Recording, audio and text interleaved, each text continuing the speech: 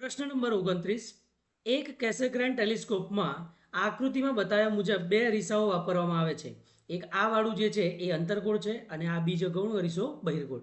આ ટેલિસ્કોપમાં અરીસાઓ એકબીજાથી 20 mm અંતરે છે અને મોટા અરીસાની વક્રતા ત્રિજ્યા કેટલી છે? 220. નાના અરીસાની 140.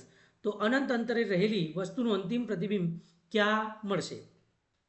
સૌથી પહેલાં મોટા અરીસા માટે એટલે કે મુખ્ય અરીસો, એના માટે અંતર્ગોળ અરીસાની વક્રતા ત્રિજ્યા કેટલી છે? 220. અંતર્ગોળ અરીસો છે એટલે આ ઋણમાં આવશે. તો કેન્દ્ર લંબાઈ કેટલી આવી જશે? અડધી, એટલે કે 110 મિલીમીટર.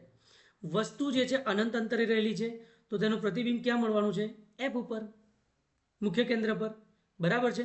હવે એફ પર એટલે કેટલા? 110 ઉપર. 110 mm એટલે કેટલા? 11 સેન્ટીમીટર રચાય છે. હવે આ પ્રતિબિંબ બહિર્ગોળ લેન્સ માટે શું બની જાય? આભાસી વસ્તુ તરીકે વર્તે છે.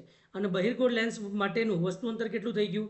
તો કે 110 માઇનસ 20, તો 90 mm એટલે કે 9 સેન્ટીમીટર. ઓકે, તો R2 કેટલા આપેલા છે? 140.